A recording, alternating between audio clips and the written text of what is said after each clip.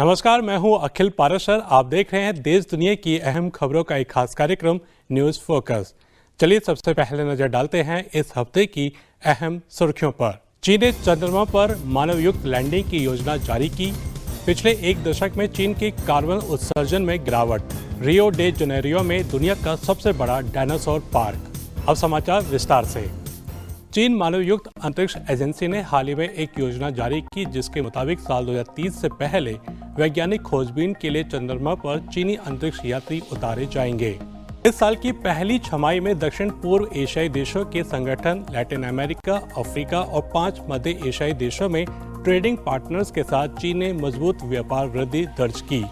चीन के सामान्य सीमा शुल्क प्रशासन के आंकड़ों की माने तो यह साफ है कि इस साल आसियान, लैटिन अमेरिका, अफ्रीका और 5 मध्य एशियाई देशों के साथ व्यापार में चीन ने क्रमशः 5.4%, 7%, 10.5%, 35.6% की वृद्धि देखी। आपको बता दें कि साल 2020 से ही आसियान देशों के साथ लगातार 3 वर्षों तक चीन सबसे बड़ा ट्रेडिंग पार्टनर बना हुआ है। पूर्वी चीन के चरचांग प्रांत में होने वाले एशियन गेम्स के लिए आयातित सामान को जल्दी पहुंचाने के लिए हांगझो सीमा शुल्क ने 2 विशेष लेन खोली है। हांगझो कस्टम्स के एक अधिकारी शू छाओ ने बताया कि एशियन गेम्स से संबंधित सभी सामान, चाहे वे किसी भी बंदरगाह से आए हों या फिर हवाई या समुद्री मार्ग से आए हों, विशेष लेन के जरिए ही आवागमन करेंगे। हांगझो सीमा शुल्क ने एशियन गेम्स के कस्टम के सामानों की आवाजाही के लिए एशियन गेम्स की आयोजन समिति, एयरलाइंस और लॉजिस्टिक्स कंपनियों के साथ एक जॉइंट कोऑर्डिनेटेड मैकेनिज्म स्थापित किया है। चीन के NCSC यानी राष्ट्रीय जलवायु परिवर्तन रणनीति और अंतर्राष्ट्रीय सहयोग केंद्र के अनुसार चीन के सकल घरेलू उत्पाद की प्रति इकाई कार्बन डाइऑक्साइड उत्सर्जन में साल 2012 से साल 2022 तक 36.7% की गिरावट दर्ज हुई है, जो डबल कार्बन लक्ष्य की दिशा में एक महत्वपूर्ण कदम है। NCSC के आंकड़ों से पता चलता है कि साल 2022 में गैर जीवाश्म ऊर्जा की खपत राष्ट्रीय कुल ऊर्जा खपत का 17.5% थी, जो साल 2012 की तुलना में 7.8% अंक अधिक है।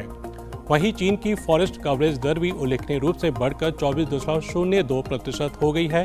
NCSC के निदेशक शू हुआचिंग ने इन उल्लेखनीय उपलब्धियों का श्रेय देश के सुव्यवस्थित कार्बन कटौती कदमों को दिया है। कई सालों से चले आ रहे कठोर मौसम जैसे गर्मियों में लगातार बढ़ता तापमान और सर्दियों में कम बर्फबारी ने यूरोप के एल्प्स में ग्लेशियर तेजी से पिघलने लगे हैं। स्विट्जरलैंड में लगभग 1500 ग्लेशियर हुआ करते थे। ग्लोबल वार्मिंग के चलते हर साल एल्प्स का तापमान बढ़ता जा रहा है और देश में ग्लेशियरों की संख्या बहुत कम हो गई है।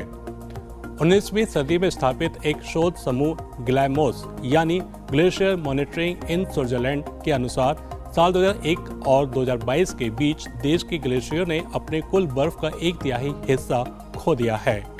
ब्राजील के रियो डे जनेरियो में दुनिया के सबसे बड़े डायनासोर पार्क का दौरा करने, असली जैसे दिखने वाले एनिमेट्रॉनिक डायनासोर को करीब से देखने और वास्तविक रेन फॉरेस्ट में रोमांच करने के लिए स्थानीय लोग और पर्यटक काफी उत्साहित हैं।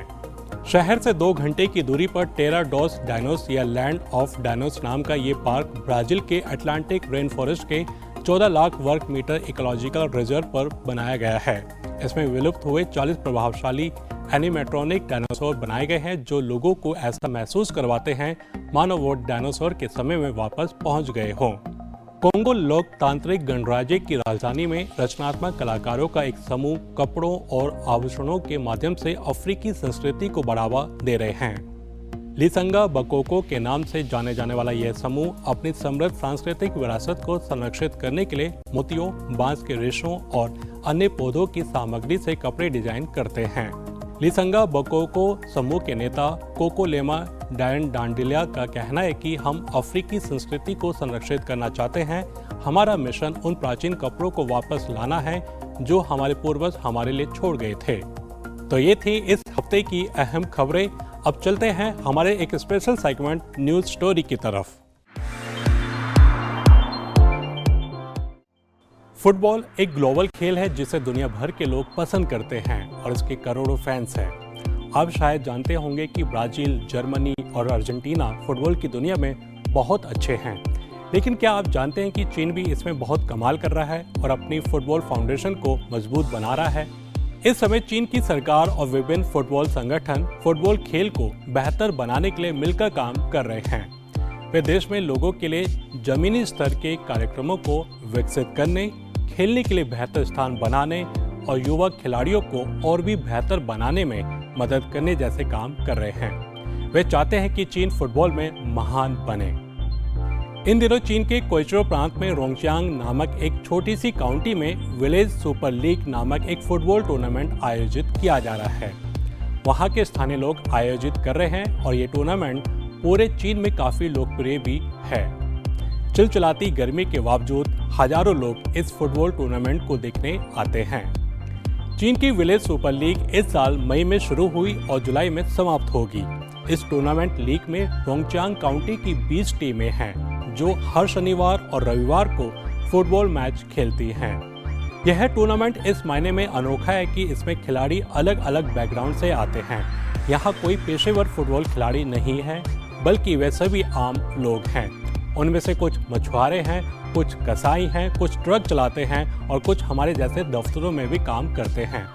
लेकिन उन सभी को फुटबॉल खेलना पसंद है, इसलिए वे हर वीकेंड खेलने के लिए आते हैं। ये खिलाड़ी अलग अलग चीनी जातियों जैसे म्याओ जाति, तोंग जाति, शुई जाति, हान जाति, याओ जाति आदि से भी आते हैं। इस टूर्नामेंट के राउंड रॉबिन मैच लगभग खत्म हो चुके हैं और नॉकआउट चरण शुरू हो चुका है। हर एक शनिवार को विभिन्न स्थानीय गांवों की 8 टीमें एक दूसरे के साथ प्रतिस्पर्धा करती हैं और उसके बाद यह निर्धारित होता है कि वे अगले दौर में आगे बढ़ेंगी या नहीं। इस महीने के अंत में फाइनल मैच के साथ इस टूर्नामेंट का समापन हो जाएगा। लगभग 50,000 लोग मैच देखने आते हैं, जिससे वहां रोमांचकारी माहौल बन जाता है। ये रोमांच दूर दूर से भी लोगों को अपनी ओर खींचता है। टूर्नामेंट में पहली बार एक पिता अपने बच्चे को साथ लाया। उसकी इच्छा है कि उसका बच्चा एक जीवंत और रोमांचकारी माहौल में बड़ा हो और कम उम्र से ही फुटबॉल के प्रति उसका प्रेम विकसित हो जाए। विलेज सुपर लीग न केवल रोमांचकारी मैच पेश करती है, बल्कि ये स्थानीय लोगों की जातीय संस्कृतियों की झलक भी दिखाती है। ये सुपर लीग रोंगचांग काउंटी के बाद अब पूरे चीन में प्रसिद्ध हो गई है। ग्रामीण लोगों को जज्बा और एकता अन्य लोगों को प्रभावित करती है। वे अपनी टीमों का समर्थन करते हैं और फुटबॉल से प्यार करते हैं। इस टूर्नामेंट को प्रांतीय सरकार द्वारा भी समर्थन दिया गया है, जिससे इन खेलों का आयोजन संभव हो सका है। इसमें कोई शक नहीं है कि ये टूर्नामेंट खेल के प्रति सच्चे और शुद्ध प्रेम का उदाहरण है। खिलाड़ी और दर्शक दोनों बिना किसी बाधा या रुकावट के खेल का आनंद लेते हैं। ये साफ है कि फुटबॉल चीन में लोकप्रियता हासिल कर रहा है और ऐसे ही माहौल वाले कई अन्य स्थान भी हैं, भले ही उन्हें मीडिया का उतना ध्यान ना मिले। ये सच है कि ये टूर्नामेंट गांव वासियों के साथ साथ दर्शकों के लिए भी खुशी और उत्साह लाते हैं। ये दर्शाता है कि खेल कैसे लोगों को एकजुट कर सकते हैं, सांस्कृतिक आदान प्रदान को बढ़ावा दे सकते हैं और स्थायी यादें बना सकते हैं। चीन की विलेज सुपर लीग जमीनी स्तर पर फुटबॉल को बढ़ावा देने और युवा प्रतिभाओं को पोषित करने की एक व्यापक पहल का हिस्सा है।